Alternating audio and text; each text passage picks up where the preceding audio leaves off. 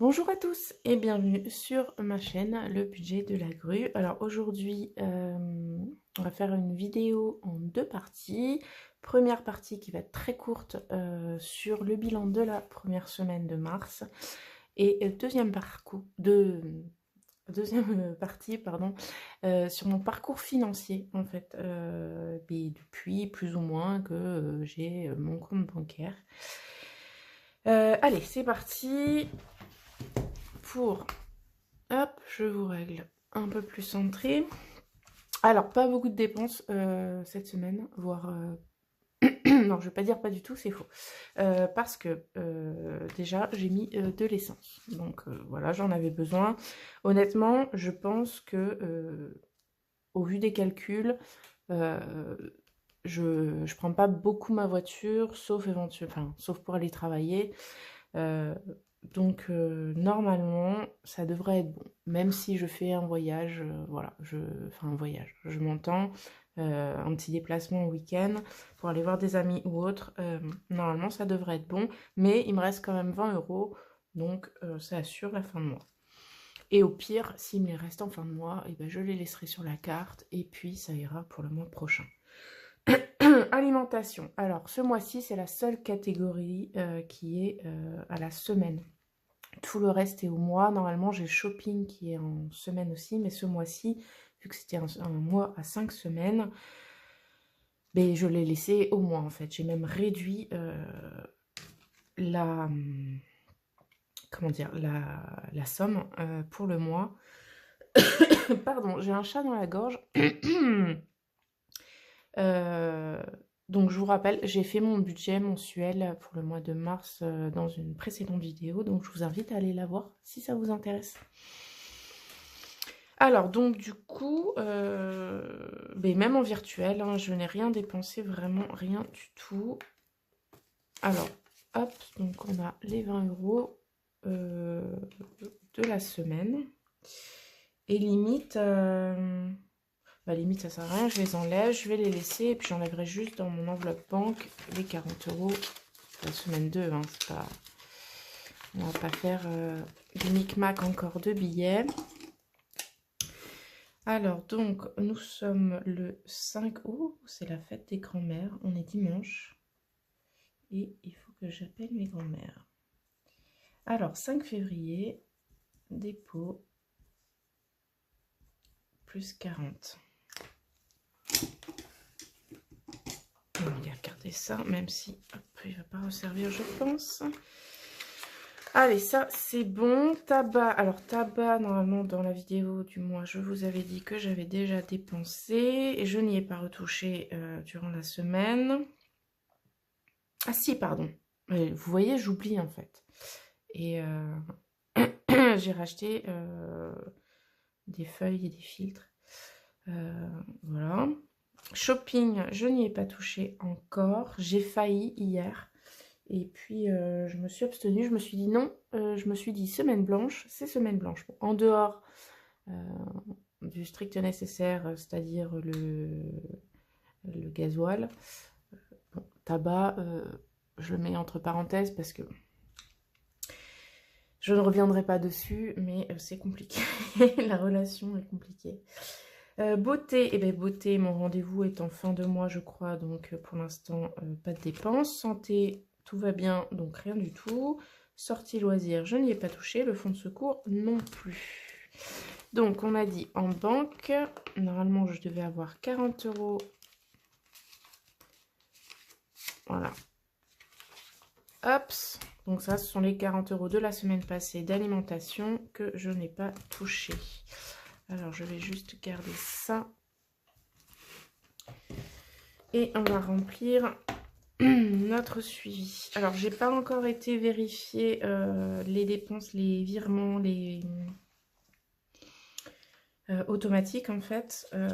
Il faut que j'aille les vérifier. Alors, je sais que le prêt et la mensualisation de l'entretien de la chaudière sont partis. Pour le reste, je n'ai pas été vérifiée encore. Alors, il va falloir que... si ça c'est parti. Où ai-je mis mon stylo? Il est là. j'ai le deuxième abonnement, c'était 4,99. Il ne marche plus. Trop froid. Donc 7 et 5, 12, on est bien sur les 12 euros. Alors ce mois-ci, si, il va y avoir une dépense qui n'était pas prévue. En fait, j'étais sans abonnement internet à la maison depuis octobre-novembre.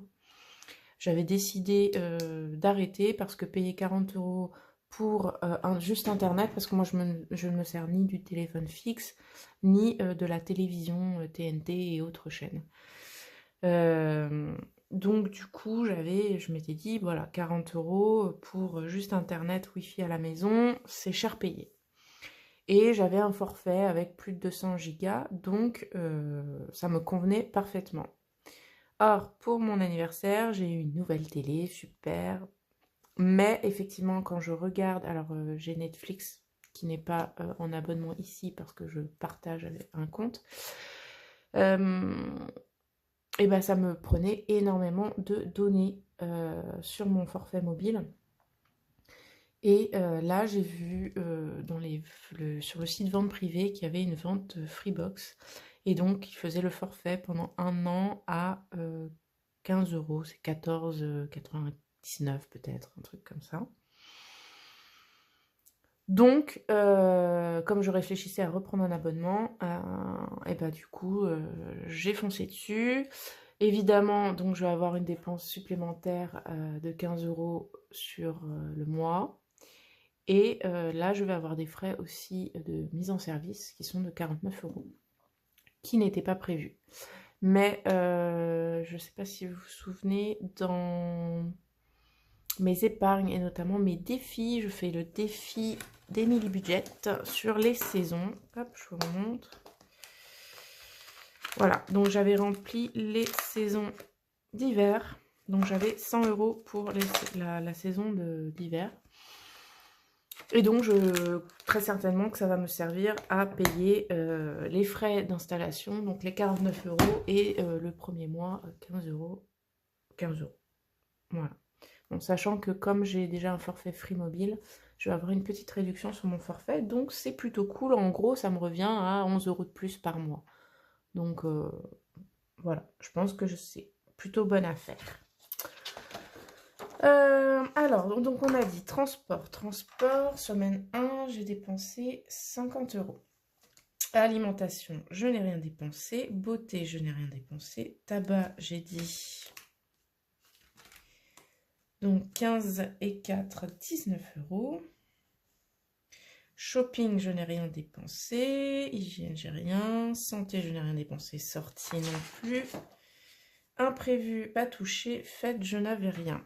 Donc, sur cette première semaine, j'ai 19,50 €, 69 euros de dépenses. Mais j'ai réussi à économiser les 40 euros d'alimentation. Voilà. Donc ça, c'est bon pour cette semaine. Hop. Alors, les 40 euros d'alimentation... On va les mettre à la fin. Je vais mettre derrière mon petit tracker parce que j'ai les sous du mois. Mais on va les mettre en fin. Voilà, avec le tracker qui va séparer les deux. Hop, donc ça, c'est bon. Alors, j'ai décidé de vous faire une vidéo un peu sur mon parcours financier. Parce que j'ai eu quelques questions et c'est toujours intéressant à prendre en fait les expériences des uns et des autres. Donc c'est parti. Alors je vais faire ça un peu à l'arrache. Hein. J'ai aucun matériel, je n'ai rien du tout, donc voilà. Alors, comment ça a commencé? Donc, à partir du moment où j'ai eu mon compte, donc j'ai eu mon compte assez jeune, hein, un compte chèque, parce que j'ai commencé à travailler en parallèle de mes études assez jeune. Je suis partie de chez moi à 20 ans. Et c'est à partir de cet âge-là, à peu près, que j'ai vraiment géré mes comptes. Alors, il faut savoir que je payais principalement par carte bleue. Jusqu'à récemment, en fait, hein, vous allez voir. Par carte bleue et que j'étais très dépensière. J'achetais tout et n'importe quoi. Voilà, c'est la fête. On a son compte, on a sa gestion, on a un salaire qui rentre et on dépense. On dépense sans compter, j'ai envie de dire. Alors, j'ai essayé la méthode que ma maman me faisait et m'avait apprise, à savoir une tenue de cahier de compte. Et clairement, je le tenais 1 mois, 2 mois, 3 mois. Et puis, je lâchais l'affaire. Et puis, voilà, c'était la catastrophe. Alors, clairement, donc, on va dire en tant qu'étudiante. En tant qu'étudiante, donc j'avais quand même un cahier avec une tenue de budget. C'est-à-dire que sur mes premières années, je ne travaillais pas, mais mes années ensuite suivantes, si. Donc, c'est-à-dire que je répertoriais mon salaire, je répertoriais, avant que j'ai un salaire, ce que mes parents me donnaient par mois. La CAF, c'est-à-dire l'allocation de logement, les bourses, enfin voilà, je tenais ça. Et puis, je notais à côté mes dépenses obligatoires. C'est-à-dire par exemple mon forfait mobile, mon assurance voiture, parce que j'avais une voiture déjà, les frais d'essence. À l'époque, j'ai été sous pilule contraceptive, donc je payais ma pilule. Enfin voilà, les trucs comme ça. Par contre, je ne catégorisais pas tout ce qui était sortie, alimentation, etc., etc. Et alors, comment vous dire qu'au niveau alimentation, c'était une catastrophe. J'achetais tout et n'importe quoi, je me faisais plaisir. C'était vraiment, voilà, je quittais chez mes parents, j'étais indépendante et en gros, je faisais des courses, mais à outrance, quoi. Je régalais parce que j'invitais les copains à manger à la maison. On se faisait pas mal de McDo, de machin, de trucs, de ceci, de cela, de kebab. Évidemment, les sorties en soirée ou alors on allait chez les uns, chez les autres, donc ramener des bouteilles. Enfin bref, soirée étudiante, quoi. Hein. Mais clairement, j'avais aucun contrôle là-dessus. Donc, je payais tout en carte bleue et je n'avais toujours aucun contrôle sur mes dépenses. Donc, je finissais souvent ric-rac, voire à découvert. Voilà, donc ça, c'était pour, on va dire, étudiante plus, quoi. C'est-à-dire que même après mes études, alors, je ne faisais plus la tenue de budget, mais par contre, ça, clairement, ça a été, pendant une grande partie de ma vie, le cas. Jusqu'au jour où je suis tombée sur une vidéo d'une Québécoise. Alors, ne me demandez pas le nom, je serais incapable de retrouver. C'est à l'époque où... donc, je vous parle de ça il y a bien 10 ans, hein, facile. À l'époque où on commençait à entendre parler du minimalisme, etc. Et donc, je la suivais, elle, par rapport à son minimalisme. Et donc, aussi sur ses dépenses, en fait, minimalistes. Et elle avait instauré un système dans son porte-monnaie avec des petits séparateurs en carton où elle avait noté en haut ses catégories.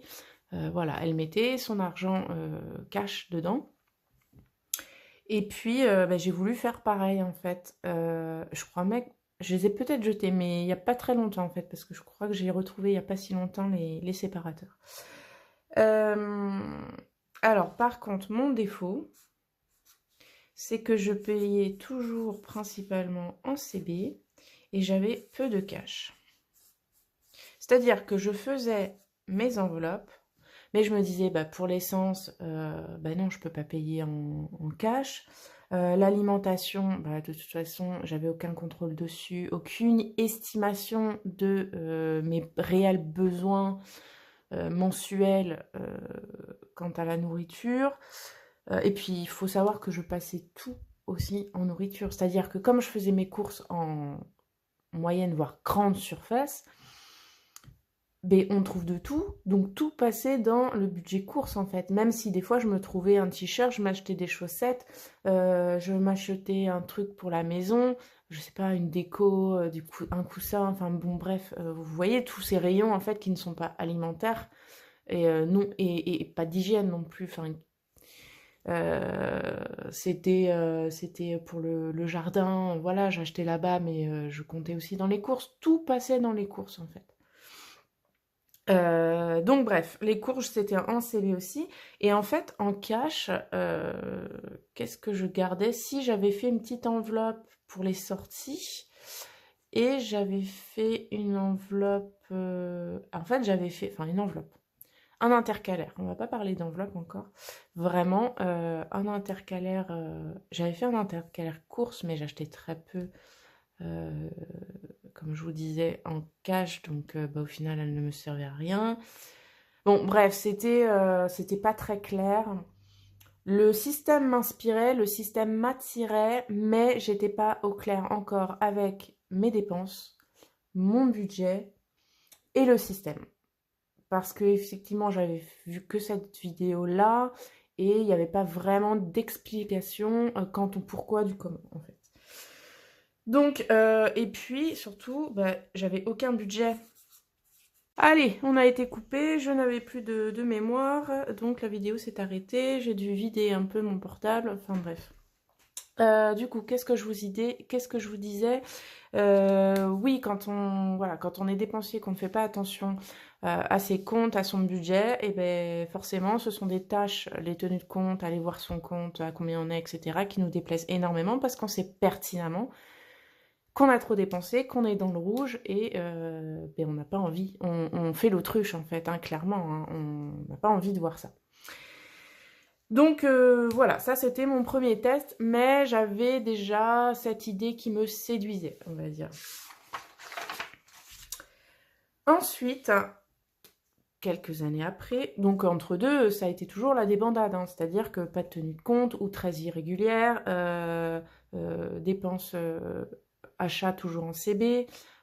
Et puis en fait, il y avait aussi le côté, je ne sais pas si vous, ça vous fait ça aussi, ou ça vous faisait ça aussi. Clairement, la CB, moi je dépensais donc des petites sommes par-ci par-là, et forcément on ne peut pas se souvenir dans sa tête de toutes ces dépenses. Et du coup, on sait qu'on a plus ou moins telle somme en début de mois, et dans ma tête, en fait, les soustractions ne se faisaient pas. Donc je pouvais dépenser, je sais pas, 50, 100, 150 euros, mais j'avais l'impression que dans ma tête, c'était toujours la même somme de base, quoi. Vous voyez un peu le décalage, en fait? C'était complètement aberrant, en fait. Alors, ensuite, j'ai testé, et c'était il n'y a pas si longtemps, genre il y a 2 ans, un truc comme ça, les enveloppes virtuelles. Je suis revenue à cette idée de catégorisation de mes dépenses. Le problème, c'est que je dépensais toujours en carte bleue. J'avais toujours pas entendu parler du budget 0. Par contre, alors j'avais toujours ces dépenses... alors j'arrivais quand même par catégorie à me faire plus ou moins un budget. Donc j'avais ça sur un tableur Excel, hein, vous voyez, j'avais mes rentrées d'argent, mes dépenses variables du mois, et puis ben voilà, catégorisation, c'est-à-dire alimentation, courses, transport. Je mettais quoi? Je mettais tout ce qui était maison, jardinerie, beauté, soins, vêtements, shopping, divers, sorties, voilà. J'avais ces catégories-là et j'essayais de me fixer en bas du tableau un budget pour chacune de ces catégories et clairement, bien souvent, je dépassais. Hein. Mais je ne faisais pas, en fait, cette somme par catégorie, je ne la faisais pas en fonction de mon revenu, c'était en fonction de mes dépenses passées.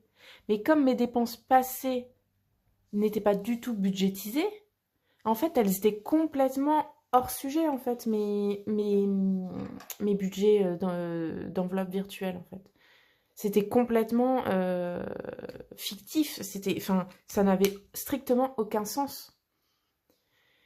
Et autre chose que je ne budgétisais pas, c'était toutes mes dépenses annuelles auxquelles je ne pensais pas, c'est-à-dire les cadeaux pour les anniversaires, les cadeaux pour Noël, les vacances. Alors quand je dis vacances, ça peut être ne serait-ce que d'aller voir des copains, mais bon, voilà, il y a le voyage, les frais de transport, etc. Ou un resto, ou qu'est-ce qu'il peut y avoir encore? Voilà, pareil, comme vous savez, peut-être si vous avez regardé mes vidéos depuis le début, j'en parle pas souvent en ce moment, mais je fais un potager, ça fait des années en fait, et clairement, bah, tout ce qui était dépenses du jardin, c'était pas catégorisé en fait. En fait, il y avait des dépenses à l'année comme l'achat de semences, l'achat de terreau, etc., qui n'étaient pas catégorisées. Enfin voilà, il y avait plein de choses. La voiture, voilà. Enfin bon, même si j'avais quand même à côté une épargne, un compte épargne, on va dire, pour mes dépenses de impôts, enfin pour oui, taxes et impôts, pour qu'est-ce que je mettais dedans? Ah oui, le gaz ou l'électricité à l'époque où c'était pas mensualisé, l'eau, voilà, pour ces factures-là, j'avais un compte épargne dans lequel je mettais tous les mois et je puisais tous les mois, enfin tous les mois, toutes les factures. Et j'avais un deuxième compte épargne où je mettais un peu des sous de côté quand j'en avais, quand je pouvais, ou quand je recevais des sous, voilà, anniversaire, encore une fois, etc. Mais je tapais constamment dedans, en fait. Parce que je n'avais toujours pas de tenue de budget qui me permettait, en fait, de bien gérer mon budget et donc de ne pas finir à découvert ou de ne pas me permettre de rembourser mon découvert, en tout cas. Et donc, bah, je tapais constamment dedans, en fait, quoi. Pour ne pas aggraver, en fait, mon découvert et les dépenses qui peuvent être liées. Donc voilà, j'avais testé les enveloppes virtuelles, donc toujours pas convaincant, hein, mais enfin, le système me plaisait, encore une fois, me séduisait, mais c'était toujours pas concluant, en fait. Pardon, des fois j'ai des petits problèmes de mots. Et donc, par contre, ce que ça m'a permis de voir, par contre, on va mettre ça, hop, comme ça, c'est que combien je dépensais réellement dans chaque catégorie.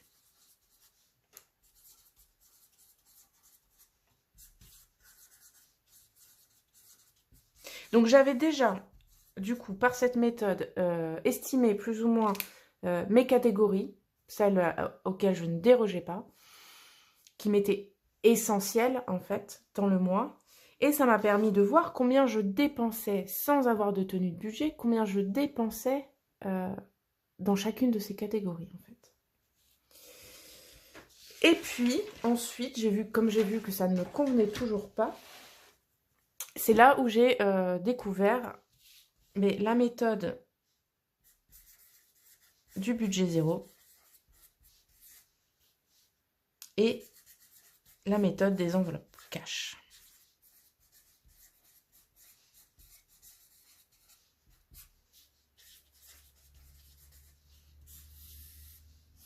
Je fais ça comme un cochon, vous avez vu? Et là, clairement, ça a révolutionné la vie. Oh, parce que, du coup, j'avais un budget établi. J'écris comme un pied. À supposer qu'un pied s'écrive. Donc, mon budget, d'ailleurs, ça ne prend pas de thé. Mon budget était établi, c'est-à-dire que là, j'ai compris la méthode de rentrée d'argent, de dépenses, d'estimation de dépenses, qu'elles soient mensuelles ou annuelles, de prévision, etc., etc. Donc, ça m'a permis de savoir combien d'argent partait chaque mois obligatoirement, que ce soit dans le loyer, dans les factures, les abonnements, voilà, ces choses-là. Donc, d'établir aussi mes provisions, en fait, sur mes dépenses annuelles. Donc là, on reparle de Noël, des anniversaires, des vacances, etc., etc. Ça m'a permis de mieux gérer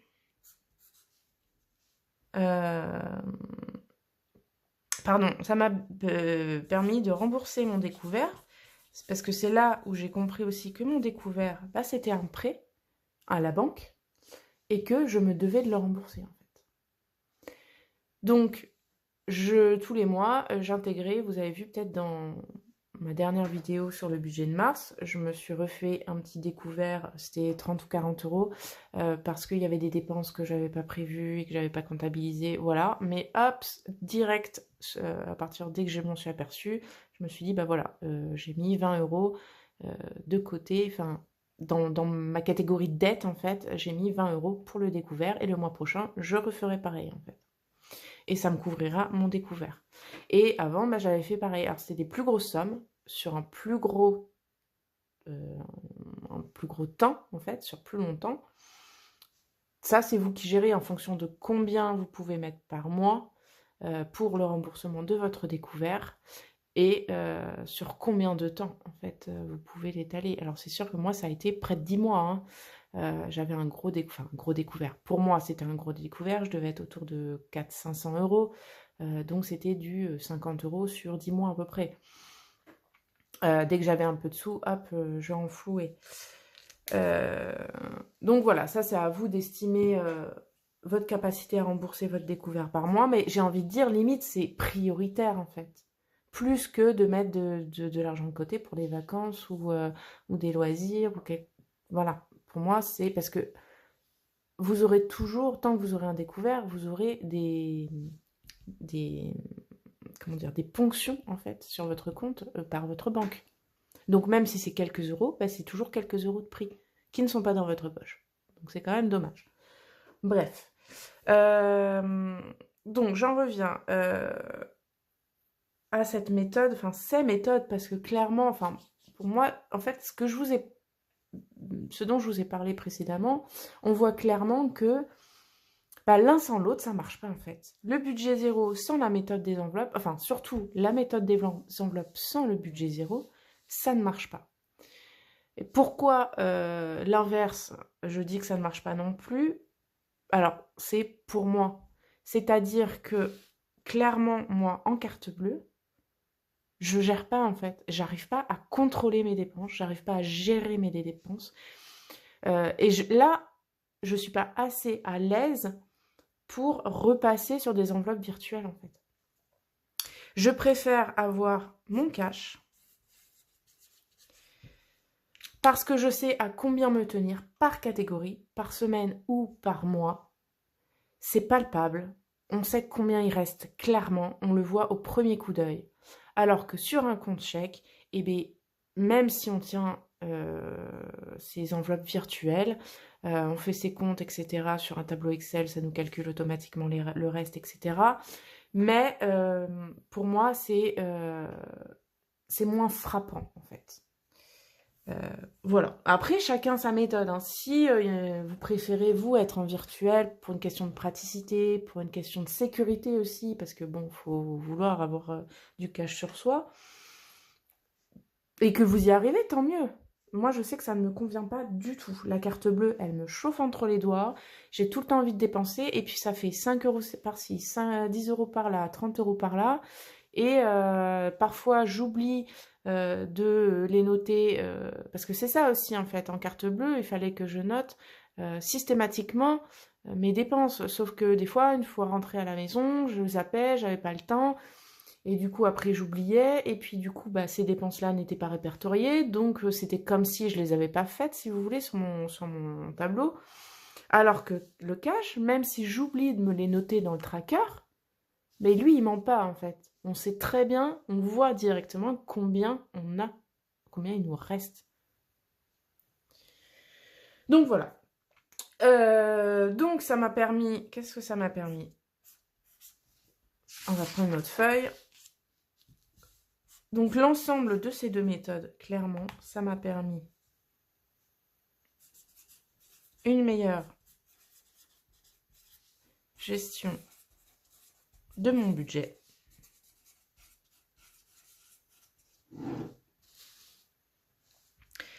Ça m'a permis de faire des dépenses mieux gérées, dans le sens où je n'achète plus pour rien. Enfin, je n'achète plus sur un coup de tête. Voilà, elles sont plus réfléchies.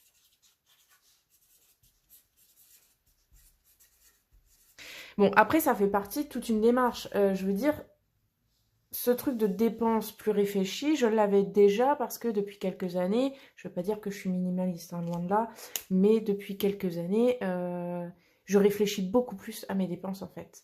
Je suis beaucoup plus concernée par la société dans laquelle on évolue, la surconsommation, etc., etc.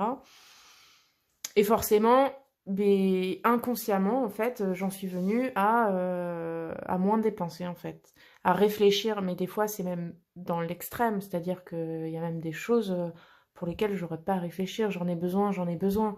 Eh bien non, je vais continuer à réfléchir, à réfléchir. Est-ce que j'ai vraiment besoin? Est-ce que j'ai pas moins cher? Bon, c'est un peu le revers de la médaille, hein, de ce système-là et de cet état d'esprit-là. Mais au moins, je ne suis plus là à acheter sur un coup de tête et je préfère nettement être dans cette optique-là, de dépenses plus réfléchies, donc moins nombreuses, parfois de meilleure qualité, enfin parfois, souvent du coup, parce que l'un va sans l'autre, en fait, on réfléchit plus, donc on veut investir sur du long terme, donc qui dit long terme, dit meilleure qualité. Je ne sais plus ce que je vous racontais, bref. Je gère mieux mes dépenses, elles sont plus réfléchies, donc aussi je suis moins tentée, mais ça on revient aussi au truc de la conscientisation de la surconsommation, etc. etc. Bref, je m'y retrouve beaucoup mieux. Et encore une fois, le fait d'avoir le cash, eh bien, bizarrement, ça me démange moins les doigts. On a plus envie de les économiser, de les mettre de côté. Parce que ce que je vous ai pas dit non plus, c'est qu'avec cette méthode, je vais le noter là, ça me permet de faire des projets. Ce que je ne pouvais pas faire avant. C'est-à-dire que je voulais acheter quelque chose dont j'avais envie ou besoin, mais je parle d'une chose assez conséquente, hein. Par exemple, j'avais besoin de changer mon portable, j'avais besoin de faire des travaux sur ma voiture, j'avais envie de partir en vacances. Voilà, toutes ces choses-là, en fait, eh bien, avant, comme je les budgétisais pas, eh bien, je tapais dans vous savez, mon fameux compte épargne poubelle là, dans lequel je me servais, je piochais pour rembourser mes découvertes, etc. Ou pour financer des projets qui arrivaient comme ça. Et des projets ou des besoins, hein.